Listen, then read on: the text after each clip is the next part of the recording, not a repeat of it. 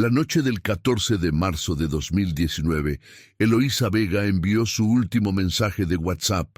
Eran las 11:47 de la noche. El mensaje decía simplemente: "Ya llegué, todo bien".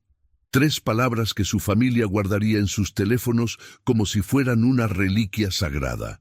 3 palabras que marcaron el último contacto con una joven de 24 años que desde ese momento desaparecería sin dejar rastro en las calles de Monterrey, Nuevo León.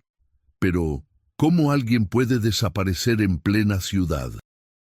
¿Cómo es posible que una persona simplemente se esfume después de enviar un mensaje confirmando que llegó a casa? La respuesta a estas preguntas sigue sin encontrarse, y mientras más se profundiza en los hechos de aquella noche, más preguntas surgen. Preguntas que la familia Vega aún intenta responder 6 años después.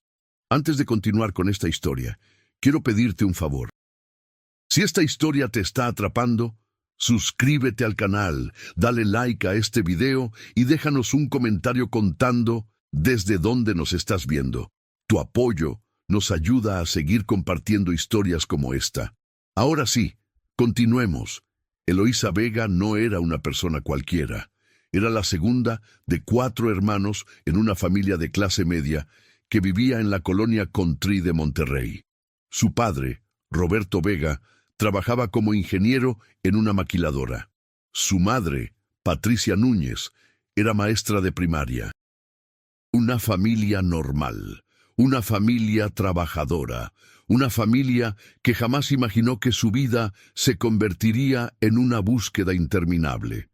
Eloísa estudiaba diseño gráfico en la Universidad Autónoma de Nuevo León. Cursaba el 6º semestre, y sus profesores la describían como una estudiante dedicada, aunque reservada. No era de las que llamaban la atención en clase. Prefería trabajar en silencio. Entregaba sus proyectos a tiempo y rara vez faltaba a clases. Sus compañeros la recordaban como alguien amable pero distante. Tenía 2 o 3 amigas cercanas, pero no era de salir mucho. Los viernes por la noche, cuando otros estudiantes iban a bares o fiestas, Eloísa prefería quedarse en casa viendo series o leyendo. Esa noche del 14 de marzo empezó como cualquier otra. Eloísa salió de su casa alrededor de las 5 de la tarde para asistir a su clase de diseño digital que terminaba a las 9. Su madre recuerda haberla visto salir con su mochila negra, sus audífonos puestos y una sudadera gris. Se veía normal, diría Patricia después. Como siempre, me dijo: "Al rato vengo, ma", y se fue. La clase transcurrió sin ningún incidente. Eloísa participó en un ejercicio grupal, tomó notas en su computadora y al terminar guardó sus cosas como de costumbre. Su profesora, la maestra Guadalupe Ramírez, recuerda que Eloísa se despidió de ella con un gesto de la mano antes de salir del aula. Nada fuera de lo común, nada que indicara que algo estaba mal. A las 9:15 de la noche, Eloísa salió del edificio de la facultad. Las cámaras de seguridad del campus la capturaron caminando sola hacia la parada del autobús. Llevaba su mochila al hombro. Miraba su celular y caminaba con paso tranquilo. En esas imágenes no se ve a nadie siguiéndola, no hay señales de peligro, solo una joven universitaria terminando su día. Pero ¿qué pasó después? ¿Qué ocurrió entre ese momento y el mensaje de las 11:47? Esa es la pregunta que atormentaría a su familia durante años. Eloísa abordó el autobús de la Ruta 17 que la llevaría hasta la avenida Gonzalitos, cerca de su casa. El chofer del autobús, Héctor Maldonado, daría su testimonio días después. "Sí, me acuerdo de ella. Se subió, pagó su boleto y se sentó hasta atrás, como siempre hacía. Iba con sus audífonos puestos, no hablaba con nadie. El recorrido duraba aproximadamente 40 minutos. Según los registros del transporte público y los testimonios de otros pasajeros, Eloísa se bajó en su parada habitual a las 10:05 de la noche. Desde ese punto hasta su casa había solo 3 cuadras. 3 cuadras que ella caminaba todos los días. 3 cuadras que conocía perfectamente. Una caminata de 10 minutos, 15 a lo mucho. Pero Eloísa no llegó a las 10:15, tampoco a las 10:30. Su madre empezó a preocuparse cuando dieron las 11 de la noche y su hija seguía sin llegar. Le marcó al celular. Eloísa contestó al tercer tono. ¿Dónde estás, mija?, le preguntó Patricia con tono ansioso. La respuesta de Eloísa fue tranquilizadora. Ya casi llego, ma. Me encontré con una compañera y estamos platicando. No te preocupes. Patricia se quedó más tranquila. Su hija le había explicado el retraso. No había razón para alarmarse. Pero, ¿era verdad lo que Eloísa le dijo?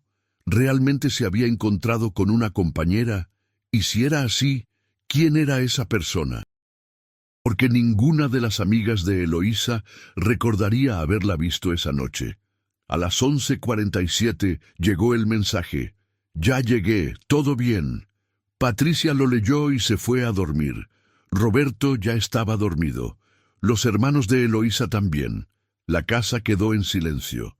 Todos asumieron que Eloísa estaba en su cuarto, como siempre. Nadie revisó. ¿Por qué habrían de hacerlo? Ella había mandado el mensaje. Todo estaba bien, pero no estaba bien.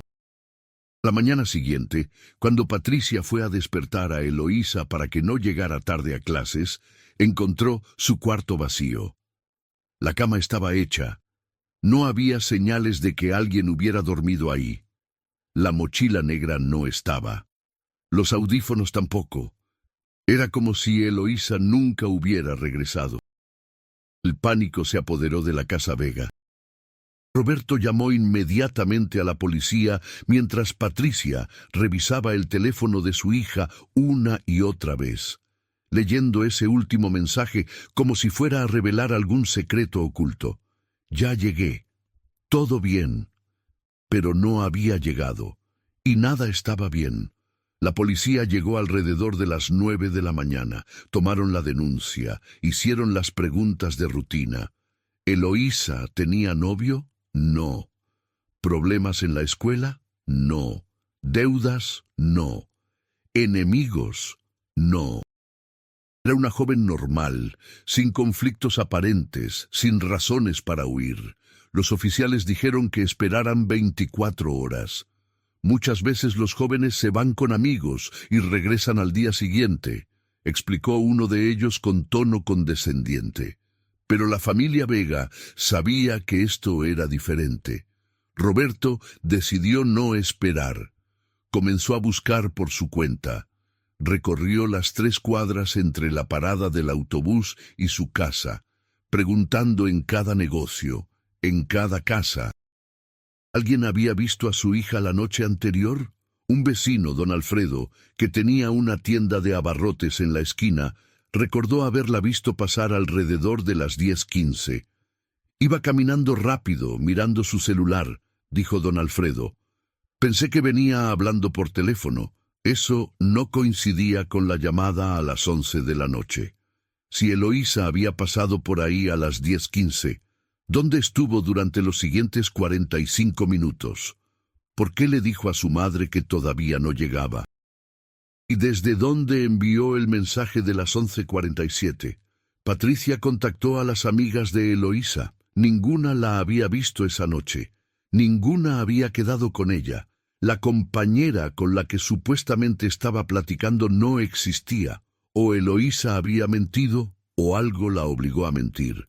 Los hermanos de Eloísa, Sebastián de 22 años, Ana de 19 y Miguel de 16, se unieron a la búsqueda.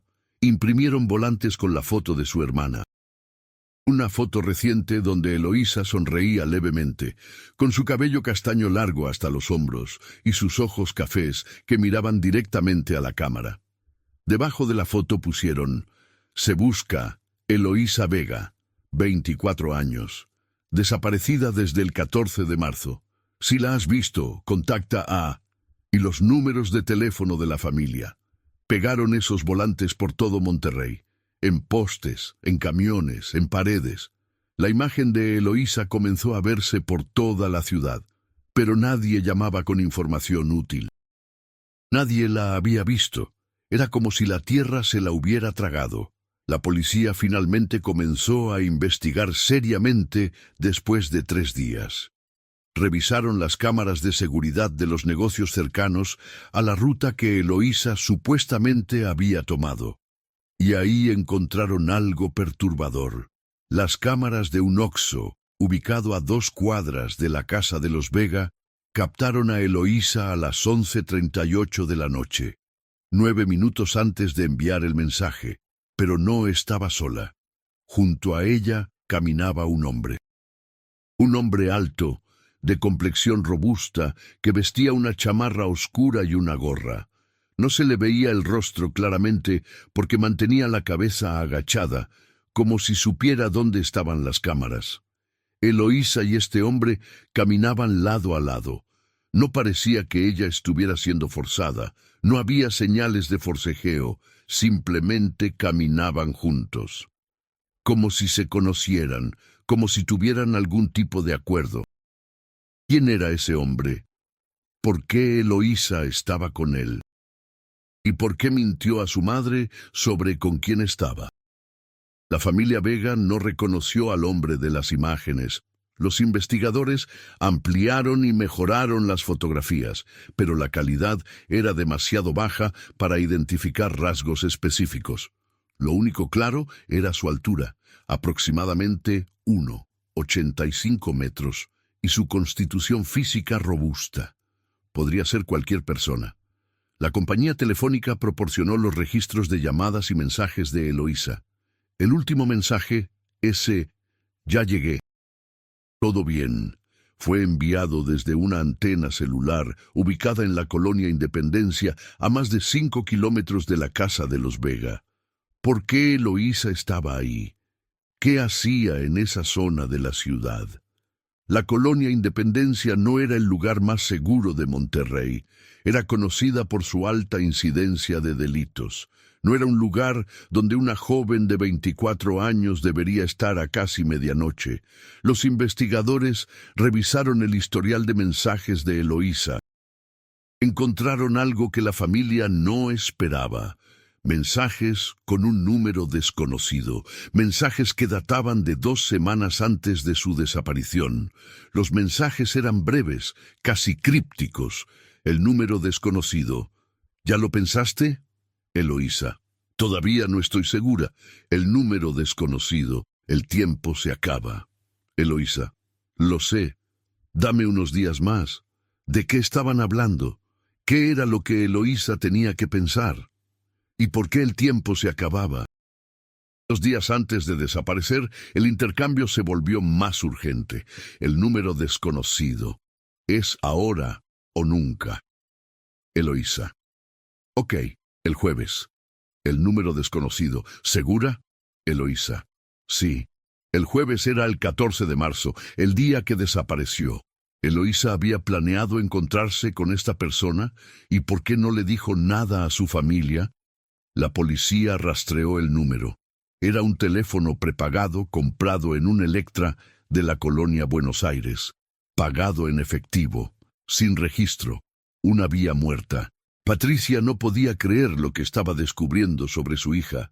¿Quién era esa Eloísa que mandaba mensajes misteriosos con números desconocidos?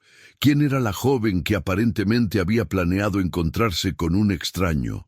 No era la hija que ella conocía, o tal vez sí lo era, y simplemente nunca la había conocido realmente. Los hermanos de Eloísa también estaban confundidos. Sebastián revisó la computadora de su hermana, buscando pistas. Encontró su historial de navegación. Eloísa había estado buscando información sobre trabajos freelance, sobre cómo ganar dinero extra, sobre oportunidades de empleo en diseño gráfico. También había visitado foros donde la gente hablaba sobre préstamos rápidos y soluciones financieras. ¿Eloísa tenía problemas de dinero? La familia no lo sabía. Su padre le daba dinero para sus gastos, no tenía deudas conocidas, pero quizás había algo que ella no quería que supieran, algo que la llevó a buscar opciones desesperadas. Ana, la hermana de 19 años, recordó algo. 2 semanas antes de la desaparición, Eloísa le había preguntado si podía prestarle 5.000 pesos. «Es para un proyecto de la escuela», le había dicho. Ana no tenía ese dinero, así que no pudo ayudarla. En ese momento no le dio importancia. Ahora ese detalle cobraba un significado completamente diferente. ¿Para qué necesitaba Eloísa 5.000 pesos? ¿Y por qué no se lo pidió a sus padres? Miguel, el hermano menor, recordó haber visto a Eloísa muy nerviosa una noche, unos días antes de desaparecer. Ella estaba en su cuarto, hablando por teléfono en voz baja. Cuando Miguel entró, ella cortó la llamada inmediatamente y actuó como si nada pasara. «No le di importancia», diría Miguel después. «Pensé que estaba hablando con algún chico que le gustaba. Ahora me arrepiento de no haber preguntado». Cada nuevo descubrimiento abría más preguntas. La Eloísa que conocían parecía ser solo una versión de ella misma. Había otra Eloísa, una que tenía secretos, que necesitaba dinero, que planeaba encuentros misteriosos, y esa Eloísa desconocida era la que había desaparecido. Los investigadores entrevistaron a los profesores y compañeros de Eloísa en la universidad. Una de sus compañeras, Daniela, mencionó algo interesante. 2 meses antes, Eloísa le había comentado que estaba considerando trabajar como freelance para una agencia de diseño.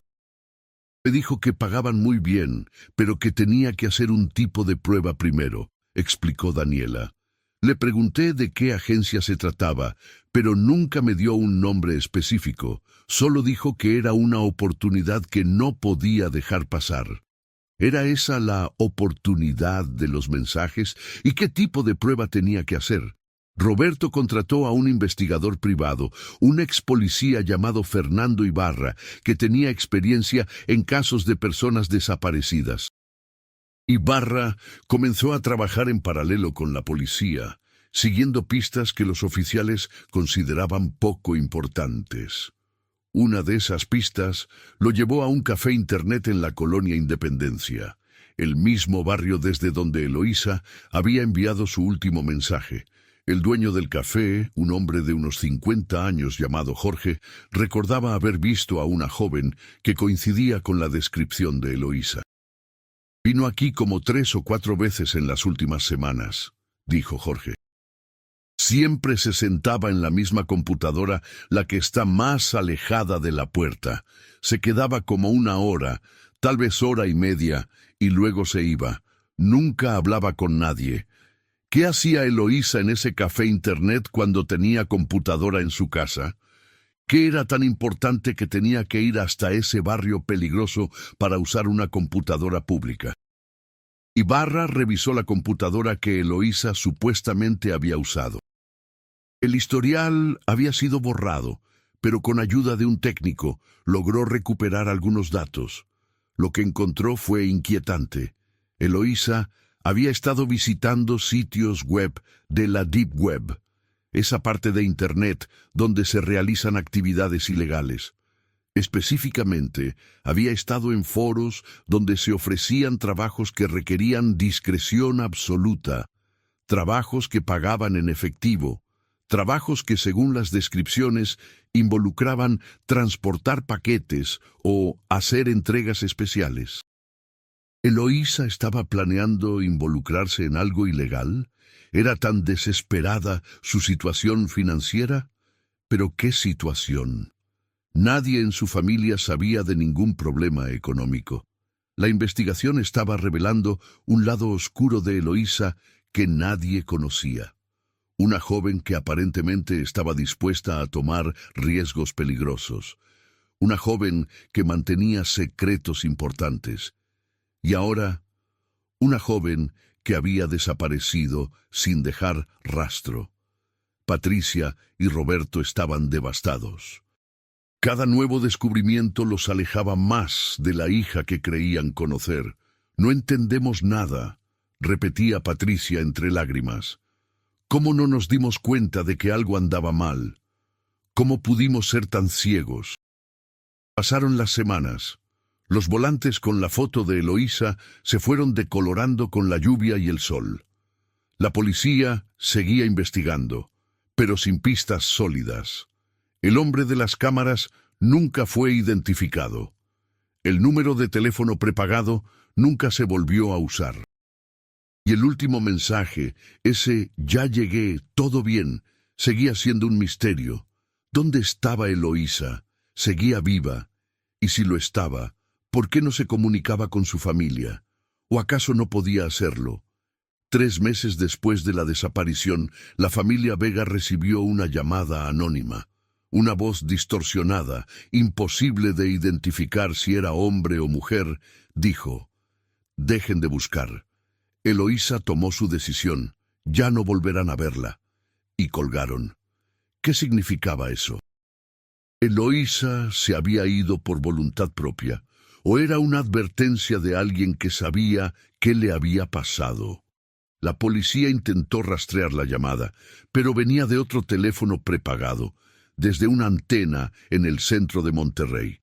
Otra vía muerta, otra pista que no llevaba a ningún lado, pero había algo en esas palabras que atormentaba a la familia.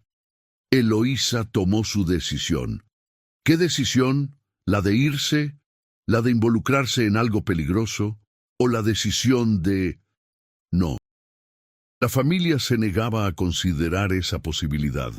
Eloísa estaba viva, tenía que estarlo, en algún lugar, por alguna razón, esperando el momento correcto para volver. Ibarra, el investigador privado, tenía otra teoría. Él creía que Eloísa había sido reclutada por una organización criminal, que la habían contactado con promesas de dinero fácil, trabajos sencillos de mensajería, y que una vez que ella aceptó, quedó atrapada. Era un patrón que él había visto antes. Jóvenes universitarios siendo utilizados como mulas o correos por cárteles. Algunos desaparecían, otros terminaban muertos. Pocos lograban salir. ¿Pero por qué Eloísa? ¿Qué la hacía especial para ellos? ¿Y si Ibarra tenía razón? ¿Dónde estaba ella ahora? La respuesta a esas preguntas llegaría de la forma más inesperada, 6 meses después de la desaparición. Y lo que la familia Vega descubriría cambiaría todo lo que creían saber sobre lo que le había pasado a Eloísa esa noche del 14 de marzo. Septiembre de 2019. 6 meses habían pasado desde aquella noche de marzo. La familia Vega vivía en un limbo constante entre la esperanza y la desesperación. Cada llamada telefónica aceleraba sus corazones. Cada noticia sobre un cuerpo encontrado los hundía en el pánico. Pero nada, ni rastro de Eloísa, ni pistas concretas, solo ese vacío insoportable que crece con cada día que pasa. Roberto había perdido 12 kilos. Ya no dormía más de 3 o 4 horas por noche. Cada vez que cerraba los ojos, veía a su hija caminando por esas 3 cuadras que la separaban de casa. Patricia había pedido licencia indefinida en la escuela. No podía concentrarse en sus alumnos cuando su propia hija seguía desaparecida. Los hermanos intentaban mantener sus rutinas, pero era imposible. La ausencia de Eloísa era como un hueco en el centro de sus vidas. Y entonces, el 18 de septiembre, llegó el paquete. Era una caja de cartón común, sin remitente, dirigida a la familia Vega. El cartero la entregó un miércoles por la tarde. Patricia firmó el recibo sin pensar demasiado. Recibían tantas cosas en esos días: volantes de apoyo, cartas de desconocidos solidarizándose con su búsqueda, donaciones para los gastos de la investigación, pero cuando abrió la caja, se quedó paralizada. Dentro había un teléfono celular. No era el de Eloísa. Era un modelo viejo, un Nokia básico de esos que ya casi nadie usaba. Y junto al teléfono había una nota escrita a mano, con letra temblorosa que parecía haber sido escrita con prisa. Si quieren saber la verdad, revisen el teléfono. No confíen en nadie, ni siquiera en la policía. ¿Quién había enviado eso? ¿Y por qué advertían contra la policía? Roberto tomó el teléfono con manos temblorosas. Lo encendió. Tenía batería. Y cuando la pantalla se iluminó, apareció un mensaje de texto guardado en los borradores. Un mensaje que helaba la sangre. Si están leyendo esto, significa que algo me pasó. Lo que les voy a contar no se lo he dicho a nadie porque tenía miedo. Mucho miedo. Pero si desaparezco, necesitan saber la verdad. Todo empezó hace 3 meses cuando conocí a alguien en línea. El mensaje continuaba. Era largo, detallado, y mientras Roberto lo leía en voz alta para que Patricia y los demás escucharan, el mundo que conocían se desmoronaba pieza por pieza. Eloísa explicaba que en diciembre de 2018, 3 meses antes de su desaparición, había conocido a un hombre en un foro de diseñadores freelance. Se hacía llamar Arturo y decía tener una agencia de diseño que buscaba talentos jóvenes para proyectos especiales. Le ofreció trabajo bien pagado, 5,000 pesos por cada proyecto completado. Para Eloísa, que apenas ganaba propinas haciendo diseños ocasionales para conocidos, era una oportunidad increíble. ¿Por qué necesitaba el dinero? El mensaje lo explicaba. Eloísa había prestado la tarjeta de crédito de su padre sin permiso, meses atrás, para comprar equipo de diseño, una tableta gráfica profesional, software original, una mejor computadora. Pensó que podría pagar todo antes de que él se diera cuenta. Pero los intereses se acumularon, la deuda creció. Para marzo de 2019 debía casi 40,000 pesos, y el banco había comenzado a enviar avisos. Eloísa estaba aterrada de que su padre descubriera lo que había hecho. Roberto era un hombre trabajador, honesto, que se esforzaba por mantener a su familia. La decepción lo destruiría. Así que Eloísa decidió resolver el problema sola. Aceptó el trabajo de Arturo. Al principio todo parecía legítimo. Los primeros 3 proyectos fueron diseños normales, logos, flyers, páginas web. Arturo le pagaba puntualmente, depositando el dinero en una cuenta que le había pedido abrir específicamente para estos trabajos. Cuenta que la familia Vega nunca supo que existía. Con esos primeros 15,000 pesos, Eloísa comenzó a pagar la deuda. Todavía le faltaba mucho, pero al menos estaba avanzando. Pero entonces Arturo le propuso algo diferente. Me pidió que le ayudara con una entrega especial, decía el mensaje de Eloísa. Dijo que necesitaba que recogiera un paquete en un lugar y lo llevara a otro. Me pagaría 10,000 pesos solo por eso. Yo sabía que no sonaba bien. Sabía que probablemente era algo ilegal, pero estaba desesperada. Pensé que sería solo una vez, y ya tendría suficiente dinero para estar cerca de saldar la deuda. ¿Eloísa había aceptado ser correo de algo ilegal? La familia no podía creerlo. Pero el mensaje continuaba, cada palabra más perturbadora que la anterior. La primera entrega fue el 1 de marzo. Eloísa recogió un paquete pequeño en un estacionamiento vacío de la colonia del Valle. Un hombre con la cara cubierta se lo entregó sin decir palabra. Ella lo llevó a una dirección en la colonia Independencia. Otro hombre, también con la cara cubierta, lo recibió. Le dio un sobre con 10,000 pesos en efectivo, y eso fue todo. 15 minutos de trabajo por 10,000 pesos. Me sentí mal por hacerlo, escribía Eloísa, pero también me sentí aliviada. Ya casi tenía suficiente para pagar la deuda, solo necesitaba un trabajo más. Arturo me dijo que habría otra oportunidad el 14 de marzo. Acepté. Fue el error más grande de mi vida. El 14 de marzo, el día que desapareció. Todo comenzaba a tener sentido de la forma más horrible posible. Eloísa explicaba que esa tarde, antes de ir a su clase, Arturo la contactó con los detalles. La entrega sería a las 11:30 de la noche. Debía recoger el paquete en un punto de la colonia Independencia y llevarlo a otro lugar de la misma zona. «Te pagaré 20,000 pesos esta vez», le dijo Arturo.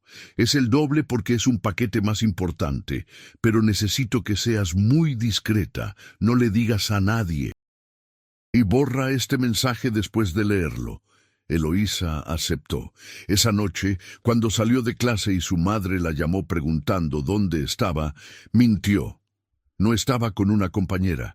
Estaba yendo hacia la colonia Independencia para hacer la entrega. Tomó el autobús, se bajó en su parada, caminó las 3 cuadras hasta cerca de su casa como siempre lo hacía, pero luego llamó un Uber que la llevaría a su verdadero destino.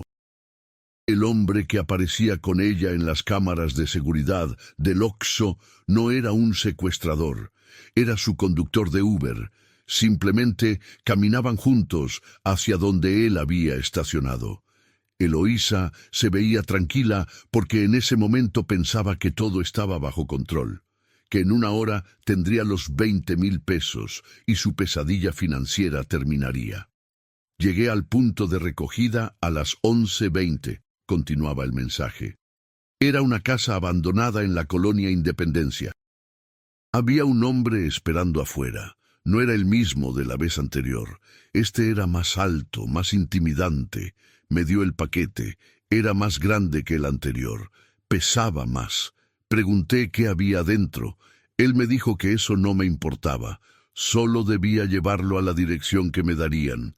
Eloísa envió el mensaje: «Ya llegué. Todo bien», a las 11:47, porque Arturo le había pedido que confirmara cuando recogiera el paquete. Pero el mensaje no era para su madre. Era un código para Arturo. Su madre solo coincidió en leerlo porque Eloísa usó las mismas palabras que solía decirle. «Estaba a punto de subir de nuevo al Uber cuando pasó algo extraño», escribía Eloísa.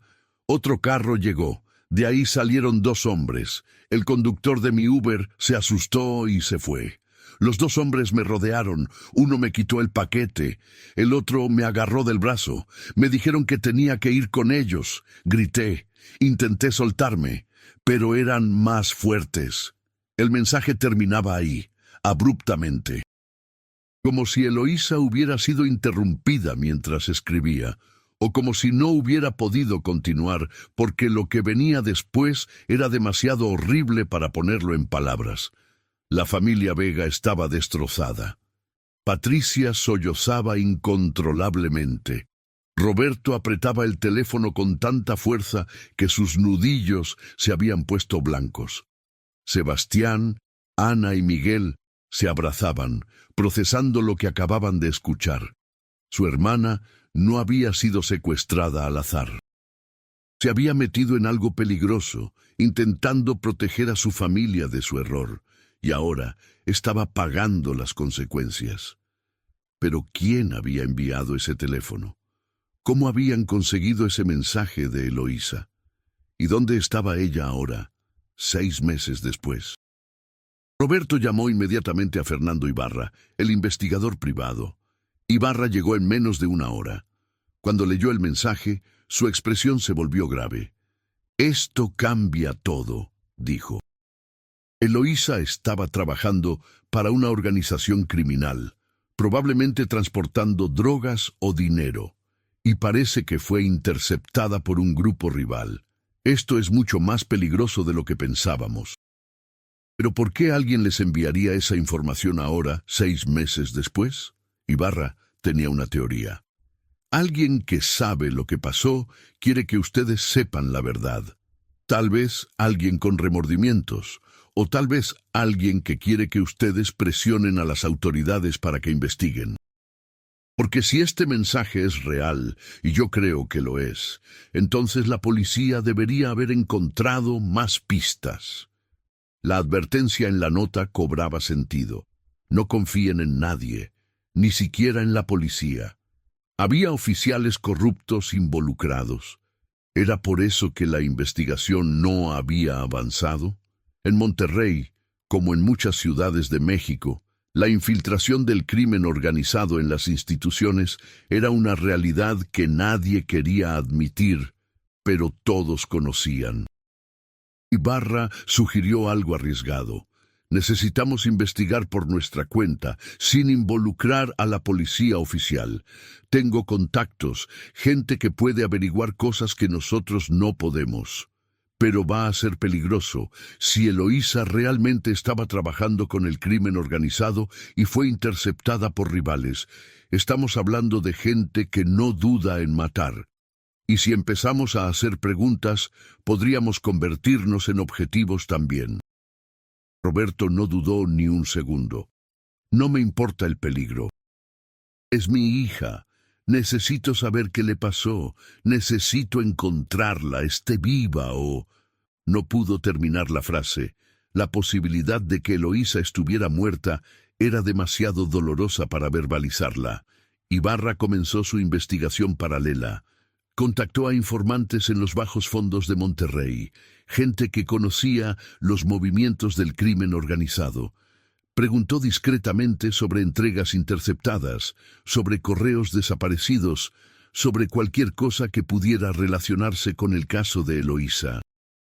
Pasaron 2 semanas antes de que obtuviera su primera pista real. Un informante, un hombre al que solo conocían como el Flaco, aceptó hablar con Ibarra en un bar oscuro de la colonia Terminal. El Flaco era un exmiembro de un cártel menor, alguien que había logrado salirse del negocio sin terminar muerto, algo casi imposible. «Sé de qué caso hablas», le dijo el Flaco a Ibarra. «La chava universitaria que desapareció en marzo».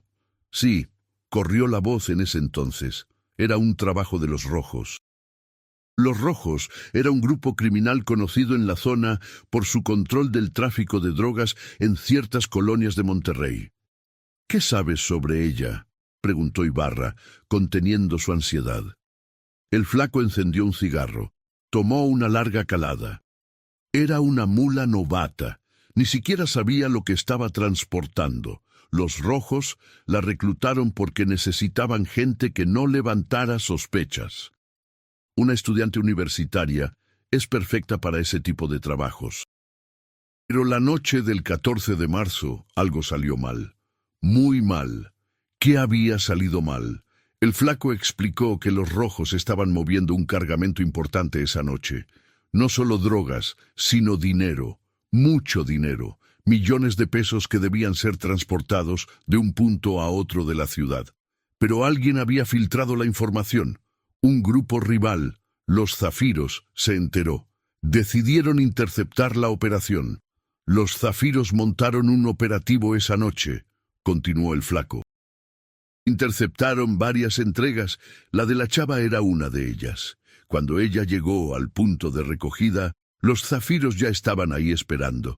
Se la llevaron junto con el paquete. ¿Se la llevaron a dónde? ¿Y qué le hicieron? El Flaco apagó su cigarro. Su expresión se volvió más sombría. Mira, cuando los grupos rivales interceptan correos, normalmente los interrogan.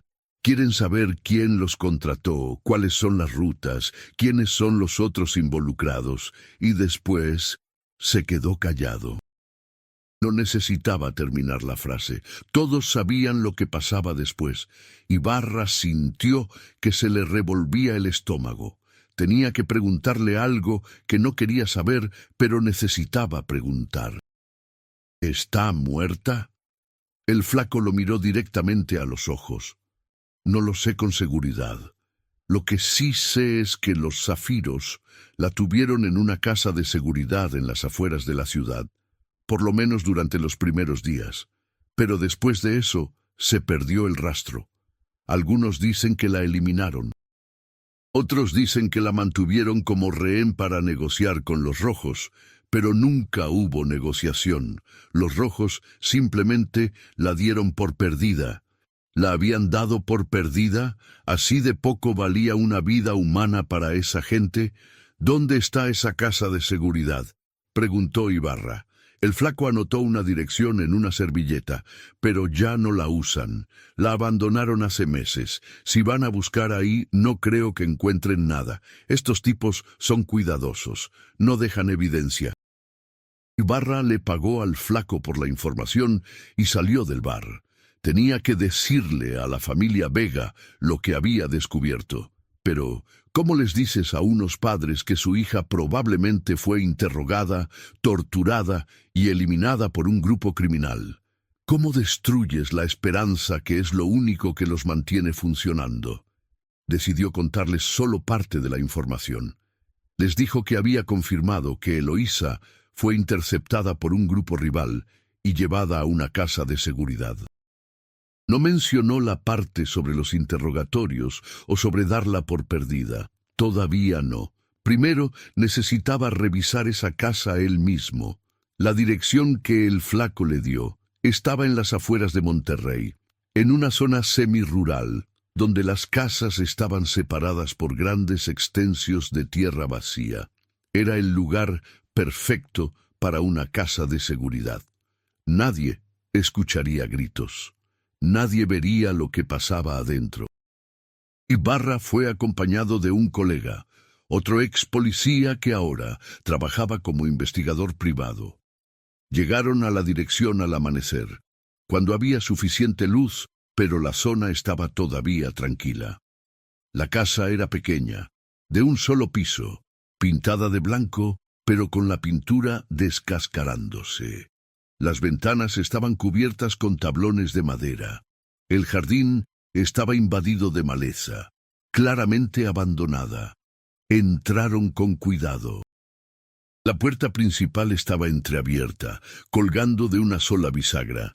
El interior olía a humedad y abandono. Las paredes tenían manchas de moho. El piso de concreto estaba cubierto de polvo y escombros. No había muebles.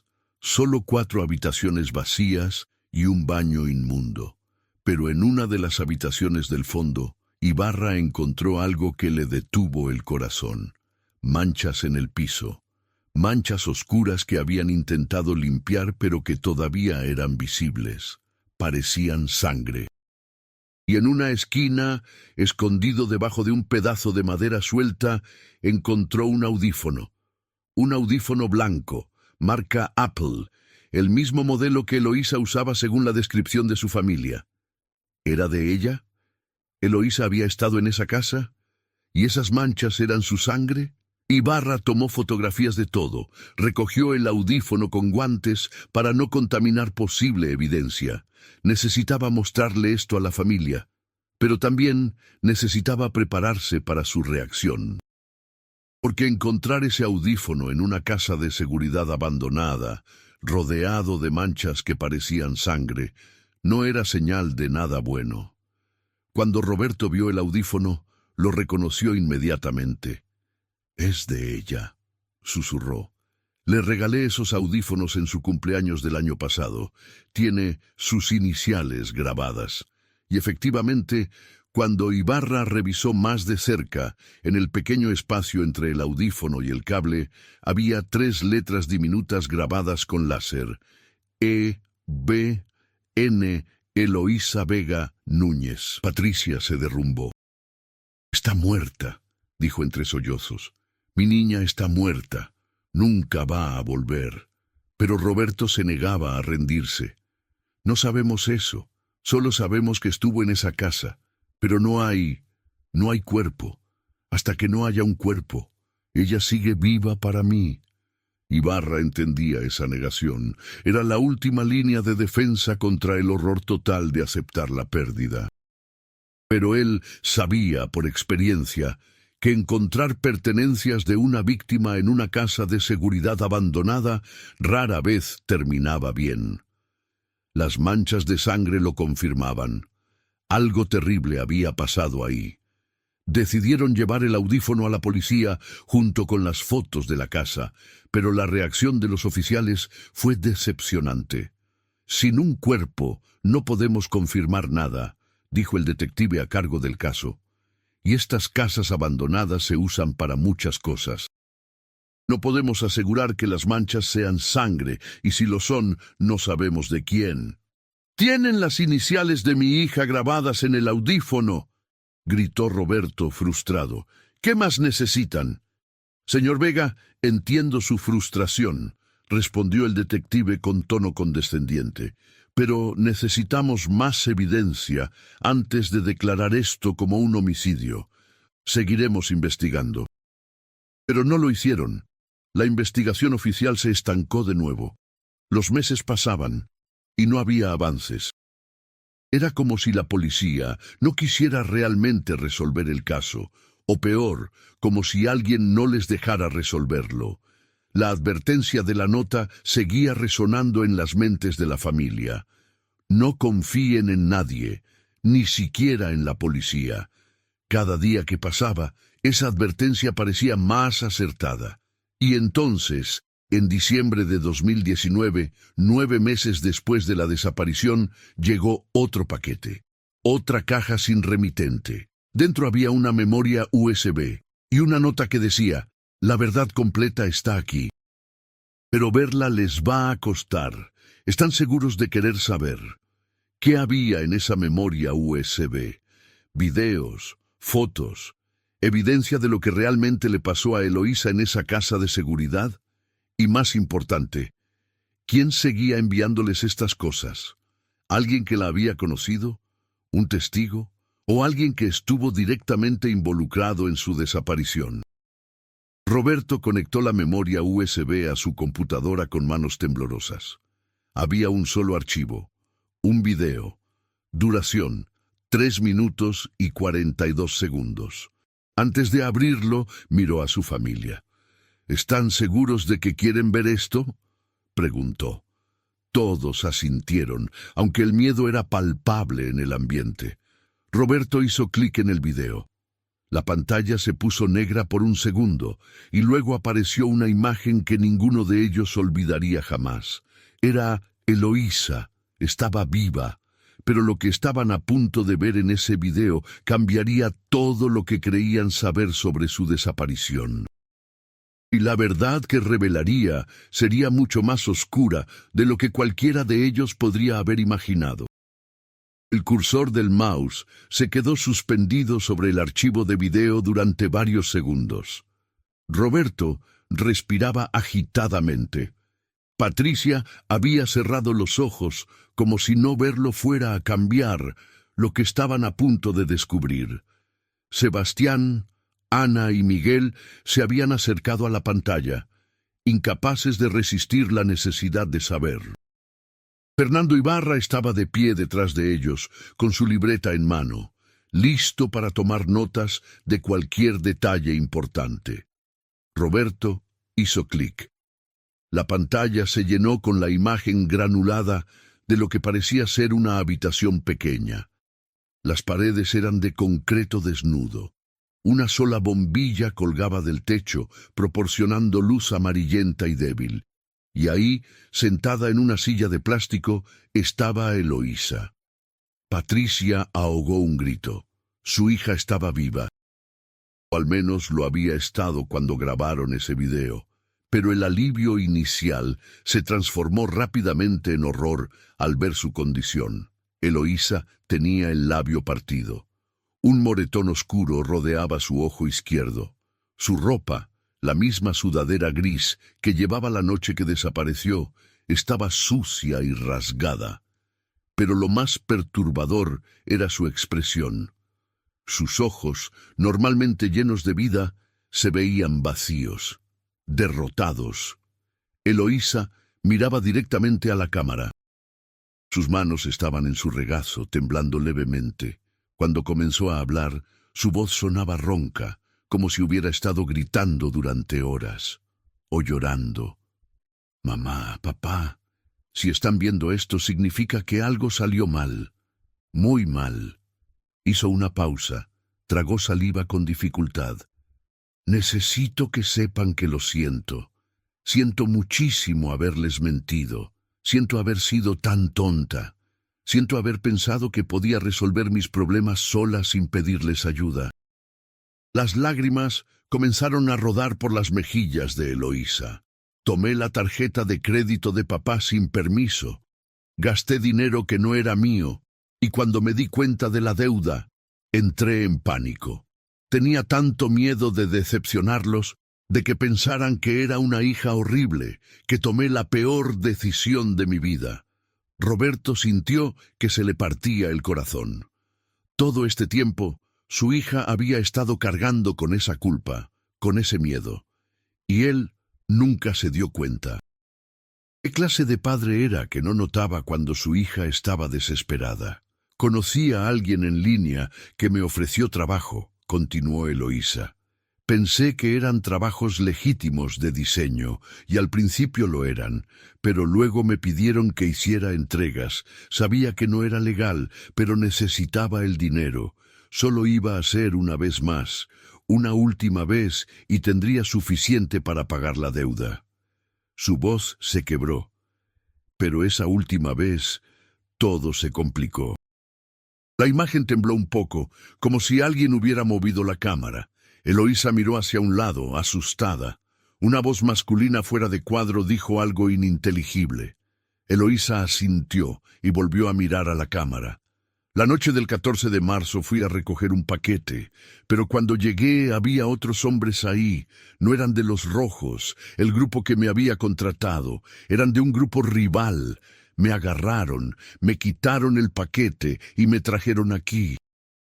Miró alrededor de la habitación con ojos llenos de terror. No sé exactamente dónde es aquí.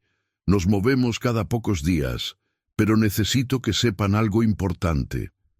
Se inclinó hacia adelante, como si estuviera compartiendo un secreto. Los hombres que me tienen me han estado haciendo preguntas. Quieren información sobre los rojos, sus rutas, sus contactos, sus operaciones. Pero yo no sé nada. Les he dicho 1000 veces que solo era una correo novata, que apenas había hecho 3 entregas. Pero no me creen. Piensan que sé más de lo que realmente sé. La estaban torturando para obtener información que ella no tenía. La familia Vega observaba en silencio, incapaces de procesar el horror de lo que estaban escuchando. Al principio pensé que me iban a matar, dijo Eloísa, su voz apenas un susurro. Pero luego empezaron a hablar de otra cosa, de usarme para algo más. No entiendo bien qué, pero escuché algo sobre venderme o intercambiarme. No estoy segura. El pánico era visible en su rostro. Tengo mucho miedo. No sé qué va a pasar conmigo. La cámara se movió de nuevo. La voz masculina habló más fuerte esta vez. Ya, termina. Eloísa respiró profundo, tratando de calmarse. Si no logro salir de aquí, necesito que sepan que los amo, a todos, y que lo siento mucho. Ojalá pudiera volver el tiempo atrás y hacer las cosas diferentes. Ojalá hubiera confiado en ustedes desde el principio. Las lágrimas corrían libremente ahora. Por favor, no me busquen. Es peligroso. Esta gente no tiene límites, y si empiezan a hacer preguntas, podrían lastimarlos a ustedes también. Por favor, solo recuérdenme como era antes. Y perdónenme. La pantalla se puso negra. El silencio en la sala era absoluto. Nadie se movía, nadie respiraba. Durante varios segundos fue como si el tiempo se hubiera detenido. Y entonces Patricia comenzó a llorar. No era un llanto suave. Era un grito desgarrador que salía desde lo más profundo de su ser. Roberto la abrazó, sus propias lágrimas cayendo sobre el cabello de su esposa. Los hermanos se aferraban unos a otros, procesando lo que acababan de ver. Ibarra fue el primero en recuperar la compostura. «Necesito esa memoria USB», dijo con voz profesional, tratando de mantener la calma por el bien de la familia. «Hay que analizarla, ver si podemos obtener metadatos, rastrear cuándo y dónde se grabó el video». Pero ¿cómo se rastrea un video cuando los criminales son expertos en ocultar sus huellas? Ibarra sabía que era una posibilidad remota, pero tenía que intentarlo. Era lo único que podían hacer. Roberto entregó la memoria USB con manos temblorosas. «Mi hija está viva», dijo, como si necesitara convencerse a sí mismo. O al menos lo estaba cuando grabaron esto. Eso significa que todavía hay esperanza. Todavía podemos encontrarla. Pero Ibarra sabía algo que no quería decirle a Roberto en ese momento. El video había sido grabado con una fecha. Estaba en la esquina inferior derecha de la pantalla, casi invisible, pero ahí. Marzo 16, 2019, 2 días después de la desaparición. Ese video tenía ahora 9 meses de antigüedad. ¿Seguía viva Eloísa después de todo ese tiempo? Era posible, pero las probabilidades eran devastadoramente bajas. Ibarra llevó la memoria USB a un contacto suyo, un técnico especializado en análisis forense digital. El hombre, conocido simplemente como Torres, trabajaba desde un pequeño estudio en el centro de Monterrey. Había sido perito digital de la Policía Judicial durante años, antes de renunciar, desencantado por la corrupción que había presenciado. Torres analizó el video durante 2 días. Cuando finalmente llamó a Ibarra con los resultados, su tono era grave. «Tengo buenas y malas noticias», dijo. La buena noticia es que pude obtener algunos metadatos útiles. El video fue grabado con un celular Samsung, modelo específico que puedo identificar. También hay geolocalización embebida en el archivo. ¿Geolocalización? Eso significaba que podían saber exactamente dónde se grabó el video. Ibarra sintió una chispa de esperanza. ¿Y la mala noticia? La mala noticia es que la ubicación es una casa en las afueras de Apodaca. Fui a verificar. La casa fue demolida hace 6 meses. Ya no existe. Solo queda un terreno baldío. Por supuesto, los criminales eran cuidadosos, no dejaban cabos sueltos, pero Torres tenía algo más. Sin embargo, encontré algo interesante en el análisis del audio del video. Hay sonidos de fondo que la familia probablemente no notó porque estaban enfocados en lo que Eloísa decía. Pero si amplías el audio y filtras su voz, puedes escuchar otras cosas.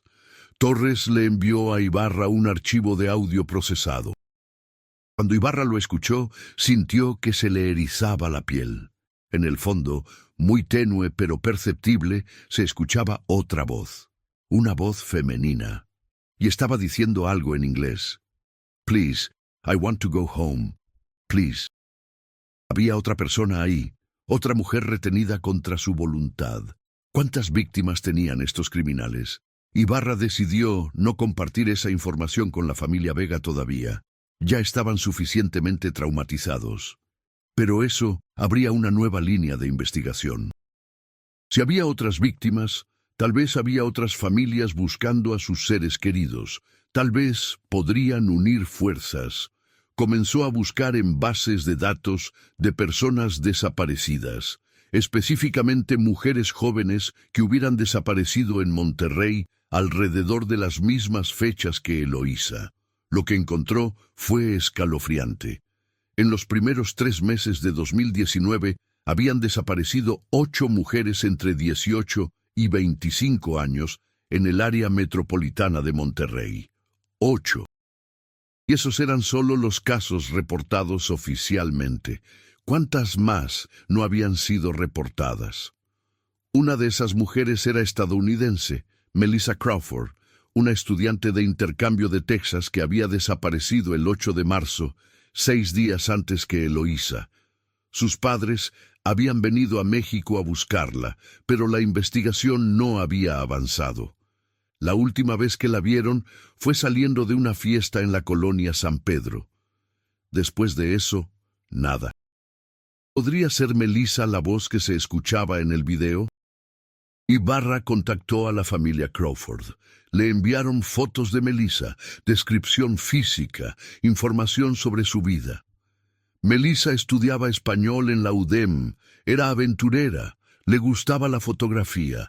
Solía explorar diferentes barrios de la ciudad para tomar fotos. Sus padres dijeron que ella confiaba demasiado en la gente, que no veía el peligro donde debería verlo. Las similitudes con Eloísa eran inquietantes. Ambas eran estudiantes. Ambas confiaban en la gente. Ambas desaparecieron en marzo. ¿Era coincidencia o había un patrón? Ibarra compartió el audio con un experto en análisis de voz. El experto comparó el audio del video con grabaciones de la voz de Melissa que sus padres proporcionaron. Después de varios análisis, llegó a una conclusión. No puedo estar 100% seguro porque la calidad del audio es muy pobre, pero hay un 80% de probabilidad de que sea la misma persona. 80%. Era suficiente para Ibarra. Eloísa y Melissa habían estado juntas, retenidas por los mismos criminales. Pero, ¿por qué? ¿Qué tenían en común más allá de ser jóvenes estudiantes?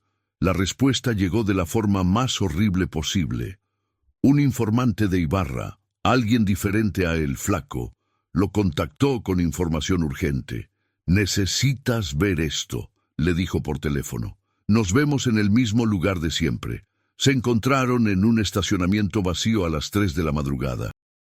El informante, un hombre nervioso al que Ibarra conocía como Chuy, le entregó un sobre. «No sé cómo conseguí esto sin que me mataran», dijo Chuy. «Pero pensé que tenías que saberlo, porque si es verdad lo que dice ahí, esto es mucho más grande de lo que pensabas». Dentro del sobre había fotos de documentos, eran listas de nombres, edades, características físicas, y al lado de cada nombre había una cantidad de dinero. Cantidades que variaban desde 50,000 pesos hasta más de 1,000,000. Eloísa Vega aparecía en una de esas listas. Al lado de su nombre decía, 23 años, 65 pesos 58 oki. Estudiante, $750,000. Melissa Crawford también estaba ahí. $1,200,000, estadounidense. ¿Qué significaban esos números? Chuy se lo explicó, y con cada palabra, el horror de la situación se volvía más claro. «Son listas de venta», dijo. «Tráfico humano. Los grupos criminales secuestran mujeres y las venden. Algunas van a redes de prostitución, otras a trabajo forzado. Las extranjeras valen más porque hay gente que paga extra por ellas». Ibarra sintió que iba a vomitar. Eloísa no solo había sido secuestrada, había sido vendida, como si fuera un objeto, como si su vida, sus sueños, su futuro no valieran nada más que 750,000 pesos. «¿Estas listas son recientes?», preguntó Ibarra, tratando de mantener la voz firme. «Son de abril de 2019, respondió Chuy. «Un mes después de que las agarraron. Eso significa que para ese entonces ya las habían procesado, así le llaman. Las tienen unos días, las entrenan, las rompen psicológicamente y luego las venden al mejor postor». «¿Entrenan? ¿Rompen psicológicamente?». Ibarra no quería ni imaginar qué implicaban esas palabras, pero sabía que tenía que averiguarlo si quería tener alguna posibilidad de encontrar a Eloísa. «¿Sabes quién las compró?», preguntó. Chuy negó con la cabeza. «Esa información no está en estos documentos, pero sé que muchas de estas mujeres terminan en otros estados. Jalisco, Sinaloa, incluso Baja California. Las mueven lejos de donde las secuestraron para que sea más difícil rastrearlas. Algunas incluso cruzan la frontera hacia Estados Unidos. Eloísa podría estar en cualquier parte del país o incluso fuera de México». La magnitud de la búsqueda era abrumadora, pero Ibarra no podía rendirse, no después de haber llegado tan lejos. Le preguntó a Chuy si había alguna forma de averiguar más. El informante lo pensó por un momento. «Hay una persona que podría saber», dijo finalmente. «Se hace llamar la doctora. Era médico antes, pero ahora trabaja para estas redes. Su trabajo es revisar a las mujeres, asegurarse de que estén en buenas condiciones antes de venderlas. También las trata si se enferman o se lastiman. Es una de las pocas personas que ve a todas las víctimas que pasan por el sistema. Una doctora trabajando para traficantes de personas. La idea era repugnante, pero si esta mujer realmente veía a todas las víctimas, podría saber qué le pasó a Eloísa después de abril de 2019. ¿Cómo puedo encontrarla?, preguntó Ibarra. No puedes, respondió Chuy. Ella tiene que encontrarte a ti, pero puedo pasar la voz de que alguien quiere hablar con ella. Solo que va a costar, y va a ser peligroso, muy peligroso. Ibarra aceptó el riesgo. Le dio dinero a Chuy para que iniciara el contacto con la doctora. Pasaron 3 semanas sin noticias. 3 semanas durante las cuales la familia Vega seguía esperando, aferrándose a la cada vez más débil esperanza de que Eloísa seguía viva en algún lugar. Y entonces, una noche de enero de 2020, Ibarra recibió un mensaje de texto de un número desconocido. Parque Fundidora. Mañana a las 10 p.m. Ven solo. Si traes policía, mueres. Era la doctora, o alguien que decía serlo. Ibarra sabía que podría ser una trampa, pero no tenía opción. Tenía que arriesgarse. Al día siguiente, a las 10 p.m., Ibarra estaba en el Parque Fundidora. Era un lugar público, lo cual le daba algo de seguridad, pero a esa hora había poca gente. Se sentó en una banca cerca del horno 3, esperando. Los minutos pasaban lentamente. Empezó a pensar que nadie vendría, que todo había sido una broma cruel. Pero entonces una mujer se sentó a su lado. Era mayor de lo que esperaba, tal vez 50 años. Vestía ropa casual, nada que llamara la atención. Podría haber sido cualquier persona dando un paseo nocturno. Pero había algo en sus ojos.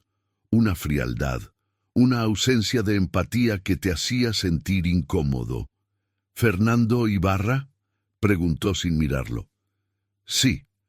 Soy la doctora. Tienes 5 minutos. Pregunta lo que necesites saber. Ibarra no perdió tiempo. Eloísa Vega desapareció en marzo de 2019. Necesito saber qué le pasó. La doctora encendió un cigarro, tomó una larga calada. La recuerdo, chica joven, estudiante, no tenía idea de en qué se había metido. Estaba destrozada cuando la vi por primera vez. Lloraba sin parar. Decía que todo había sido un error. ¿Dónde está ahora? La doctora lo miró directamente. No puedo decirte eso, pero puedo decirte que en abril de 2019, después de ser procesada, fue vendida a un comprador de Guadalajara. Un hombre que dirige varios table dances en la zona. La mandó a trabajar en uno de sus clubes. Eloísa estaba trabajando en un table dance contra su voluntad. El pensamiento era insoportable. ¿Sigue ahí? No lo sé. Mi trabajo termina cuando las venden. Después de eso pierdo el rastro. Pero te puedo decir una cosa. La doctora tiró el cigarro al piso, lo apagó con el pie. Muy pocas de estas chicas sobreviven más de 2 o 3 años. El trabajo es brutal. Las drogas, el abuso, las enfermedades. Si tu Eloísa sigue viva después de casi un año, es una de las pocas con suerte. ¿Suerte? Eso era suerte, estar atrapada en un infierno, siendo forzada a hacer cosas horribles, sin poder escapar. No había nada de suerte en eso. Dame un nombre, dijo Ibarra. El nombre del hombre que la compró. La doctora se levantó de la banca. No puedo. Si empiezo a dar nombres, termino muerta. Ya te di más información de la que debería. Comenzó a alejarse, pero se detuvo por un momento. Aunque... Si casualmente encuentras un club llamado Las Sirenas en la colonia Oblatos de Guadalajara y casualmente preguntas por una chica llamada Luna, tal vez encuentres lo que buscas, o tal vez no. No te prometo nada. Y con eso, la doctora desapareció en la oscuridad del parque. Ibarra tenía una pista. No era mucho, pero era más de lo que habían tenido en meses. Un club en Guadalajara. Un nombre falso. Luna. Era un hilo delgado, pero era lo único que tenían. Llamó a Roberto Vega esa misma noche. Explicó lo que había descubierto, aunque omitió los detalles más perturbadores sobre el tráfico humano y el procesamiento. Solo le dijo que tenía información de que Eloísa podría estar en Guadalajara, trabajando bajo un nombre falso. Roberto no preguntó detalles. En algún nivel, probablemente sabía o intuía la verdad horrible, pero la negación es poderosa. Mientras no se dijera en voz alta, podía pretender que su hija estaba bien, que solo estaba en algún lugar, haciendo algo, pero viva. Voy a Guadalajara, dijo Roberto. Mañana mismo. No es buena idea que vayas solo, respondió Ibarra. Esta gente es peligrosa. Déjame contactar a alguien allá, alguien que conozca la zona. Pero Roberto ya había tomado su decisión. Había esperado demasiado. Había seguido las reglas, había confiado en las autoridades y nada había funcionado. Era hora de tomar el asunto en sus propias manos. «Voy contigo o voy solo», dijo con voz firme. «Pero voy». Ibarra suspiró. Conocía esa determinación. La había visto en otros padres desesperados. No había forma de detenerlo. «Está bien», dijo, «pero vamos a hacerlo con cuidado. Y vamos a tener un plan de salida por si las cosas se ponen feas».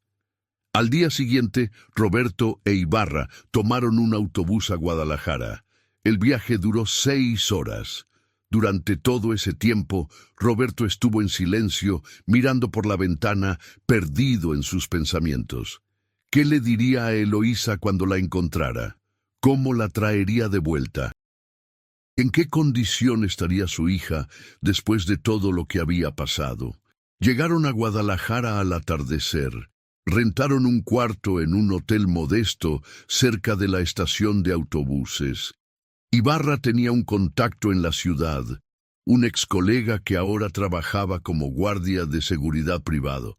El hombre, llamado Martín, aceptó ayudarlos.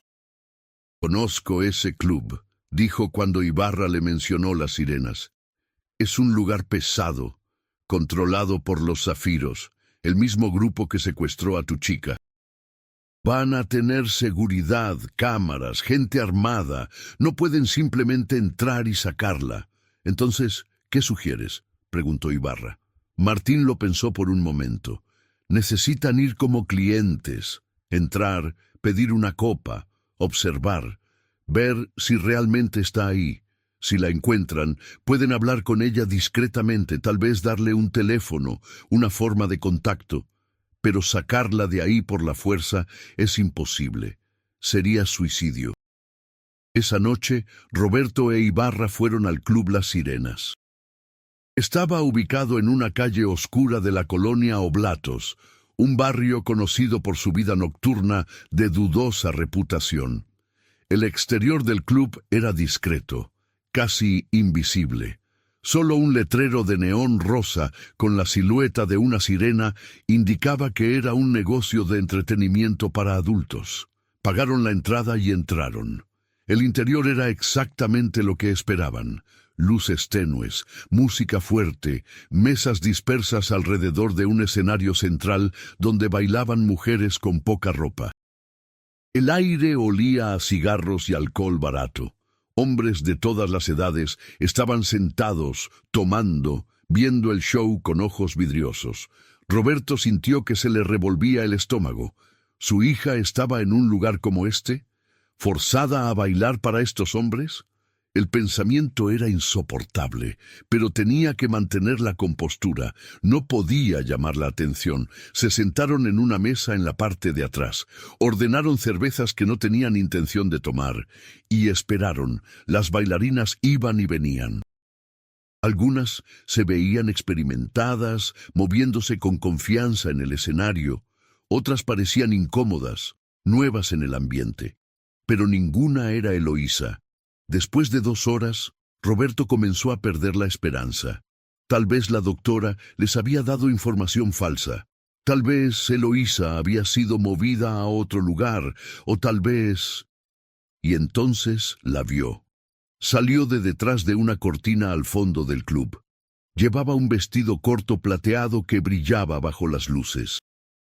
Su cabello, que antes le llegaba a los hombros, ahora estaba teñido de rubio y lo llevaba recogido en un moño alto. Tenía más maquillaje del que jamás había usado en su vida, pero era ella.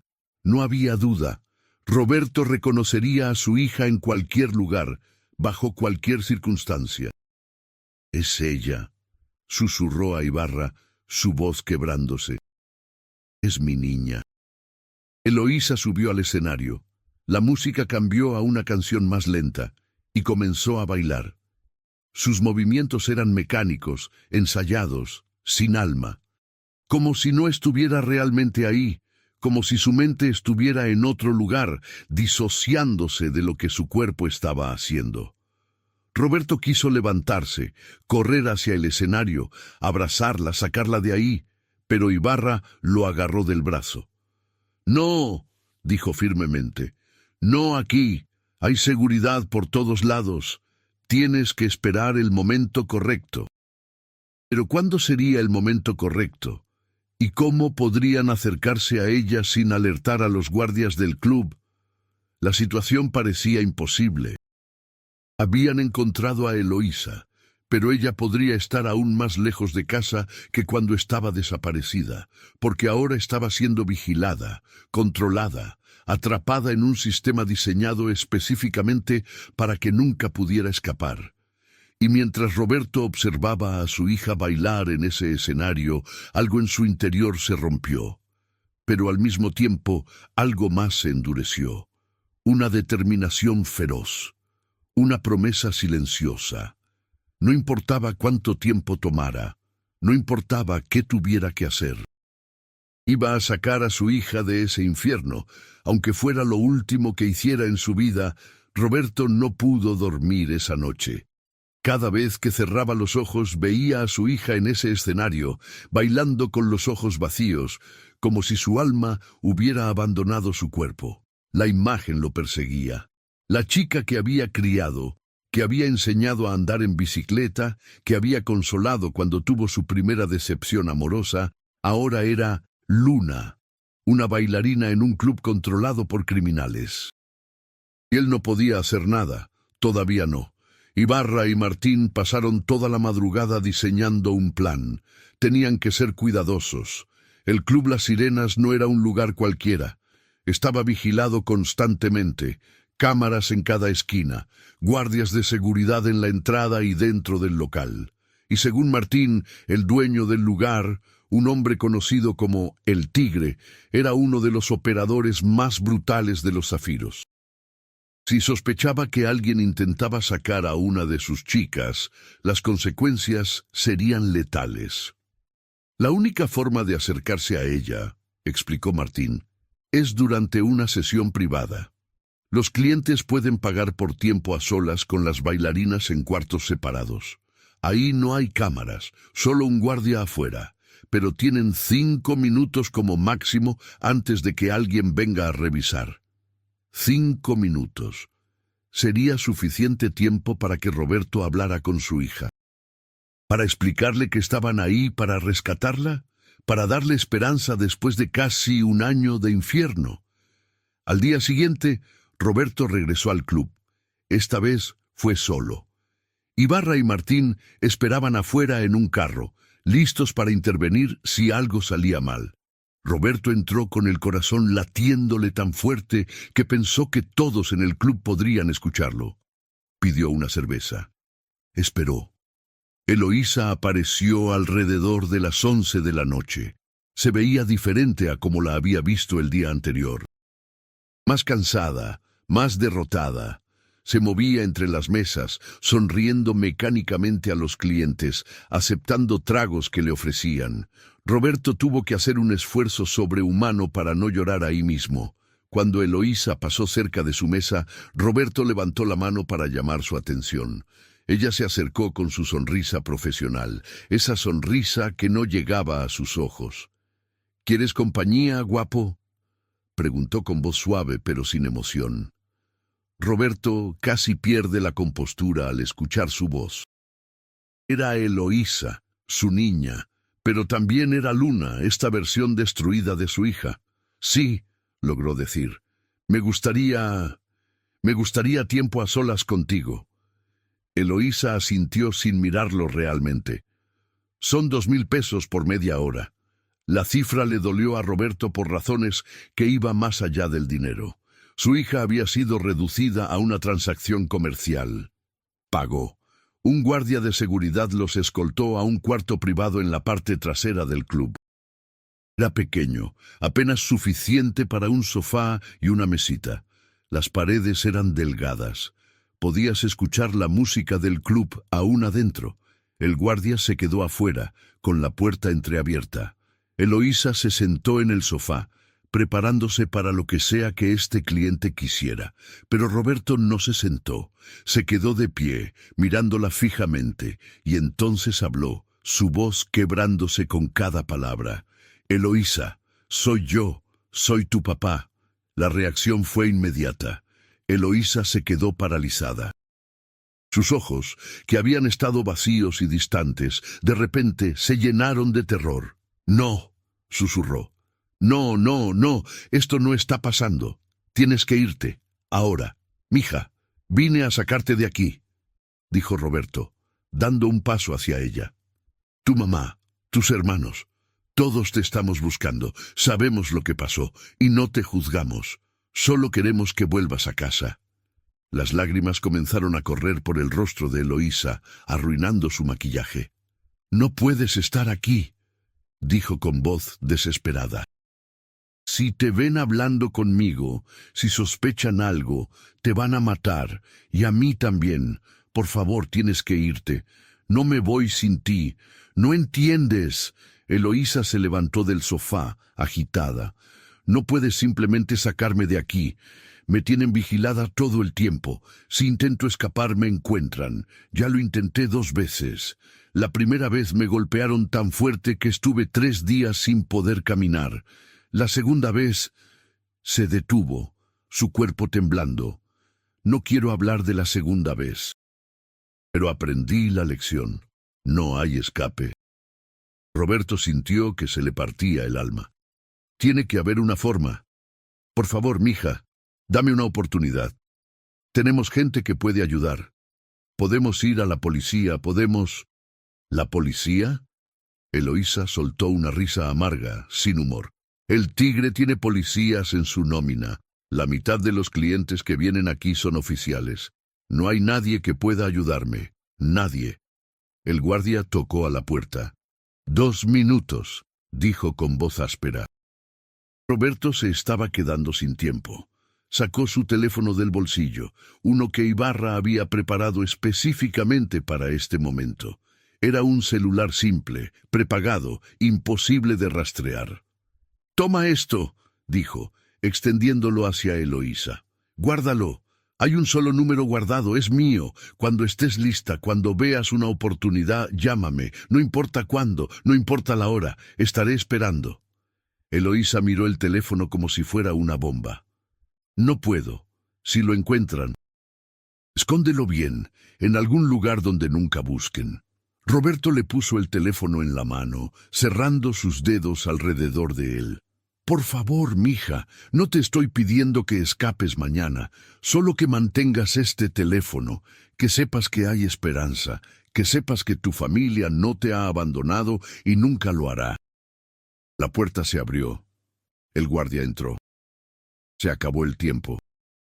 Eloísa rápidamente escondió el teléfono en su sostén. Se limpió las lágrimas, recompuso su expresión a esa máscara vacía que usaba.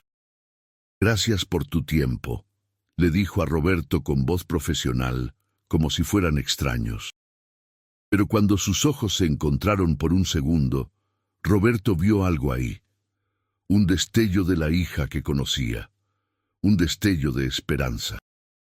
Roberto salió del club con el corazón destrozado, pero también con una pequeña chispa de esperanza. Le había dado a su hija una línea de vida. Ahora Solo podía esperar que la usara.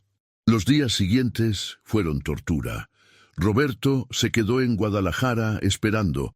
Ibarra le sugirió que regresara a Monterrey, que dejara su número con Martín por si Eloísa llamaba. Pero Roberto se negó.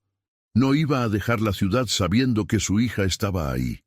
Patricia viajó desde Monterrey para estar con él. Los dos se hospedaron en ese hotel modesto, viviendo en un estado constante de ansiedad, esperando una llamada que tal vez nunca llegaría. Pasaron 2 semanas, luego 3.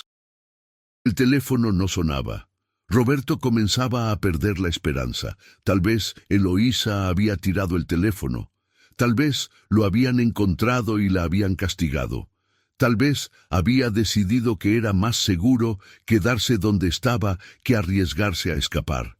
Y entonces, el 14 de febrero de 2020, exactamente 11 meses después de su desaparición, el teléfono sonó. Roberto lo contestó al primer timbre. «¿Eloísa?»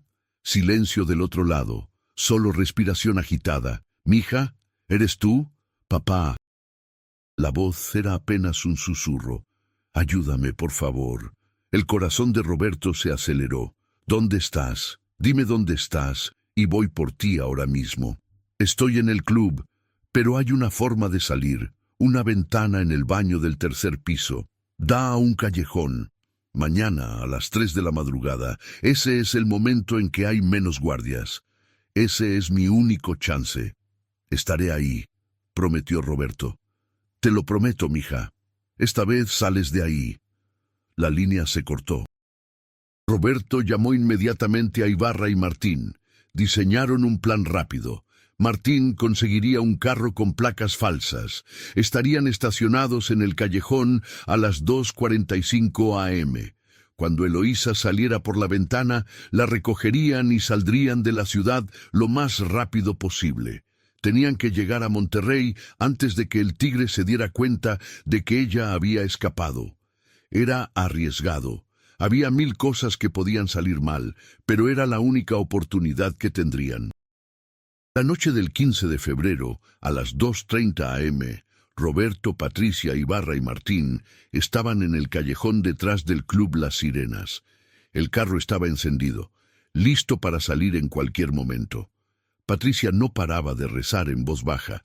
Roberto miraba su reloj obsesivamente. Cada segundo se sentía como una eternidad. 2:45, 2:50, 2:55, nada. La ventana del 3er piso permanecía cerrada.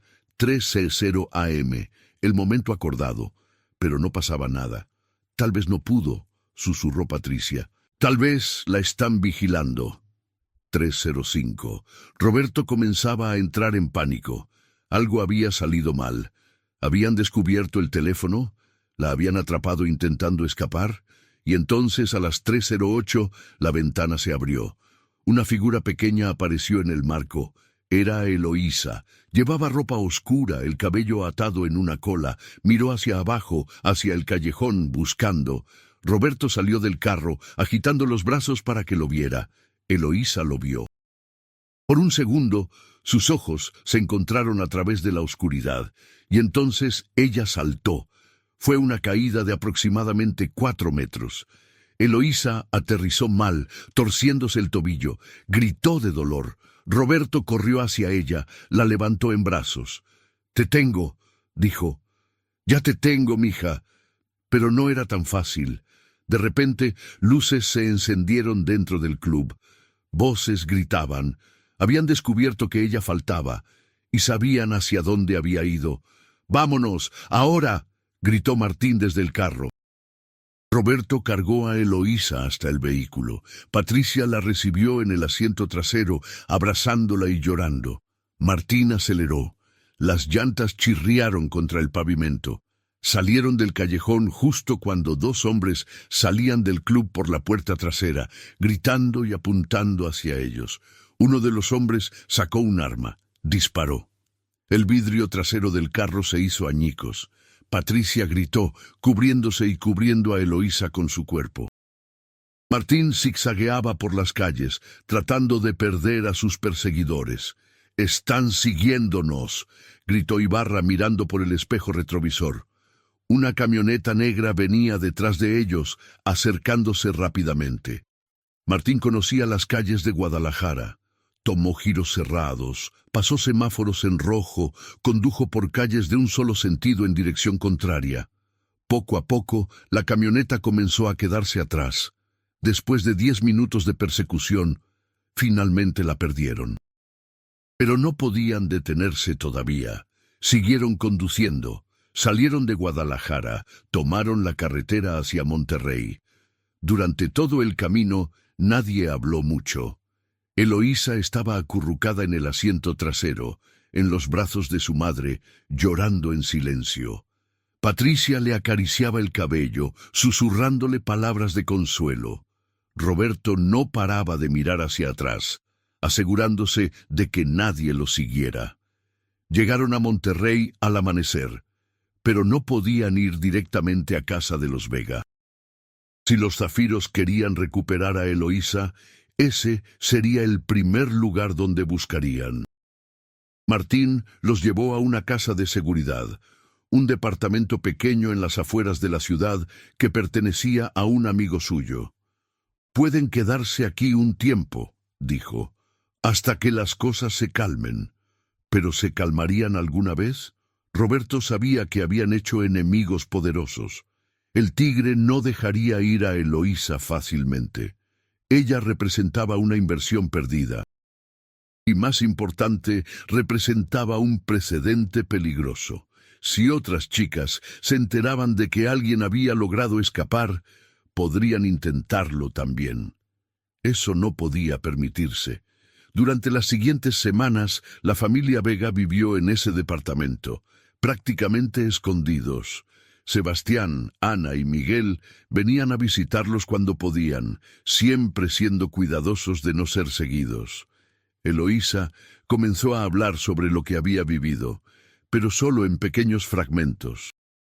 Era demasiado doloroso contarlo todo de una vez.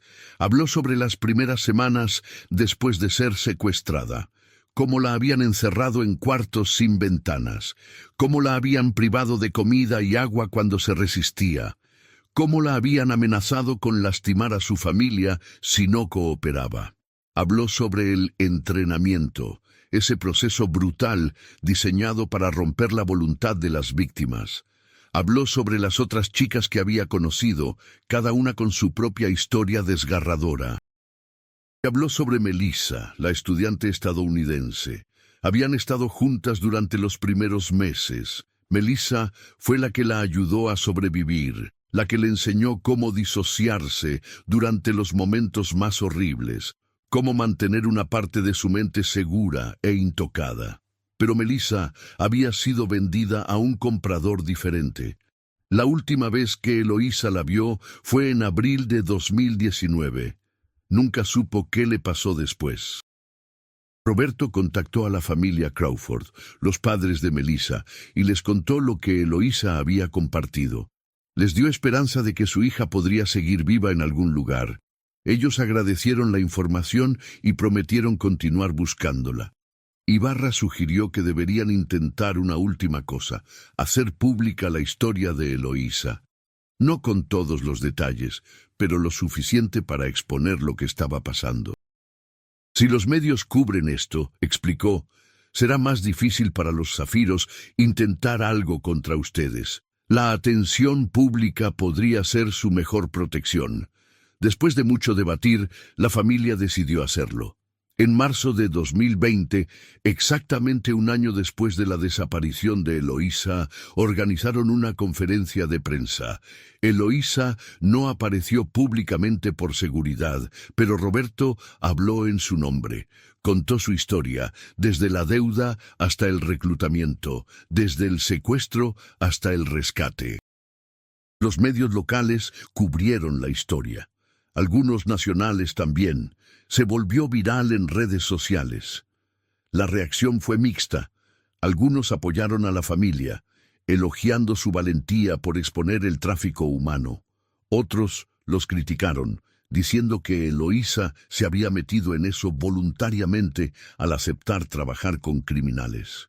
Los comentarios más crueles sugerían que ella se lo había buscado y que merecía lo que le pasó, pero también hubo algo positivo. Otras familias con hijas desaparecidas comenzaron a contactar a los Vega. Compartían historias similares, patrones similares. De repente, se daban cuenta de que Eloísa no era un caso aislado. Había docenas, tal vez cientos de chicas en la misma situación, y nadie estaba haciendo nada al respecto. Roberto decidió formar un grupo de apoyo. Familias buscando a sus hijas desaparecidas, compartiendo información, recursos, estrategias. Comenzaron a presionar a las autoridades para que investigaran las redes de tráfico humano. No fue fácil. La corrupción era profunda. Los criminales tenían conexiones en todos los niveles del gobierno. Pero poco a poco comenzaron a hacer algo de progreso. En mayo de 2020, los zafiros fueron objeto de una operación federal. El Tigre fue arrestado, junto con varios de sus operadores. El club Las Sirenas fue cerrado. 13 mujeres que estaban siendo retenidas ahí fueron liberadas. No todas querían o podían regresar con sus familias. Algunas habían sido tan profundamente traumatizadas que no sabían cómo vivir una vida normal. Pero al menos ahora estaban libres de ese infierno. Eloísa comenzó terapia. Era un proceso largo y doloroso. Algunos días eran mejores que otros.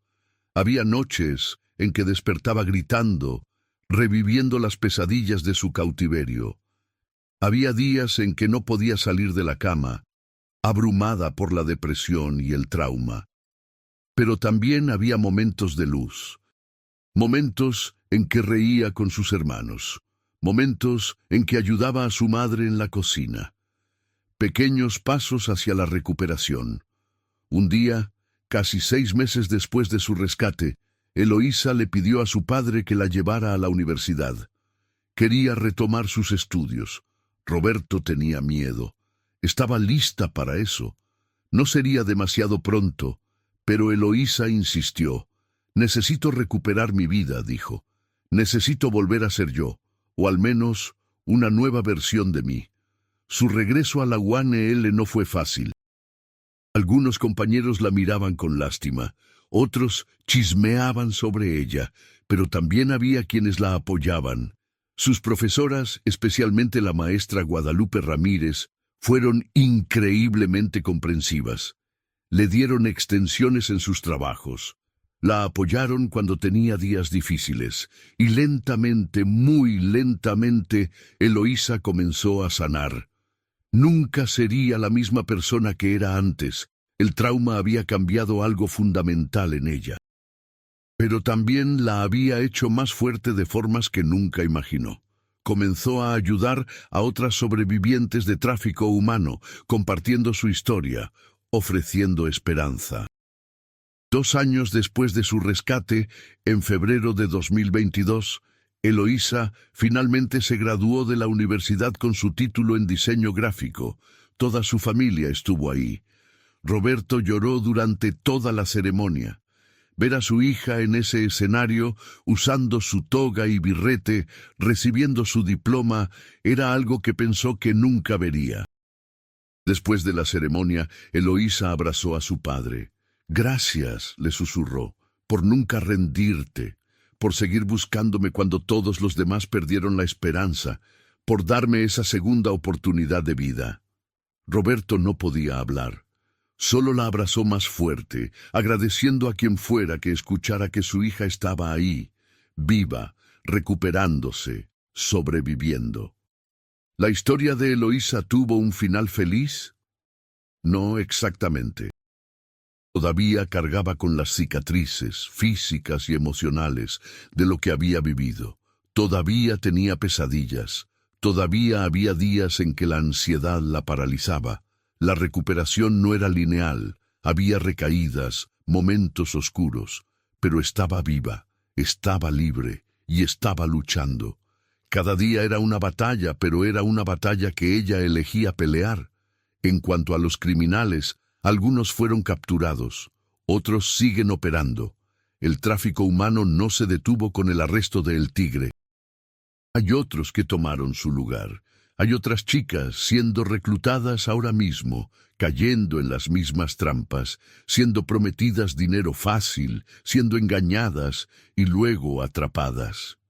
La historia de Eloísa no es única, es solo una de miles, miles de jóvenes que desaparecen cada año en México, tragadas por redes criminales, convertidas en mercancía. Algunas son rescatadas, la mayoría no. Y tal vez ese es el mensaje más importante de esta historia. No es sobre finales felices o justicia perfecta. Es sobre nunca rendirse. Es sobre seguir buscando. Es sobre mantener la esperanza incluso cuando todo parece perdido.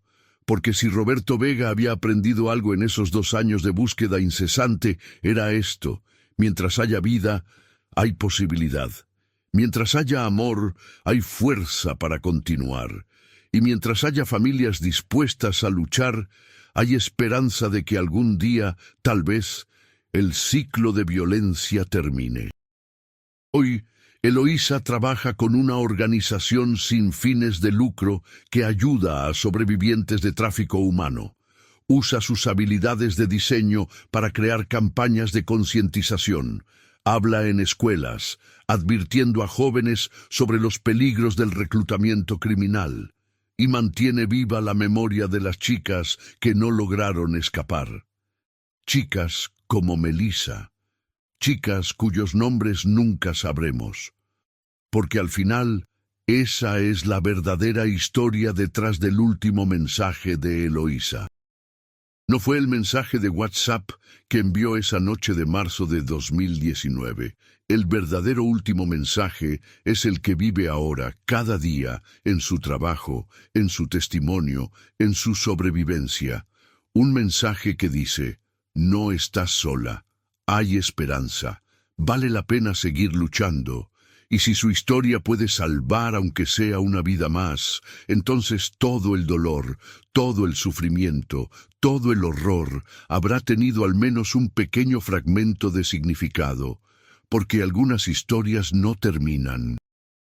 Simplemente continúan, transformándose, evolucionando, llevando su mensaje hacia adelante. Y la historia de Eloísa Vega, la joven que desapareció una noche de marzo y que fue encontrada 11 meses después en un infierno del que nunca debió salir, pero del que logró escapar, es una de esas historias. Una historia que no tiene un final limpio y ordenado, solo tiene sobrevivencia, solo tiene lucha, solo tiene la esperanza obstinada de que mañana puede ser un poco mejor que hoy. Y tal vez, solo tal vez, eso es suficiente.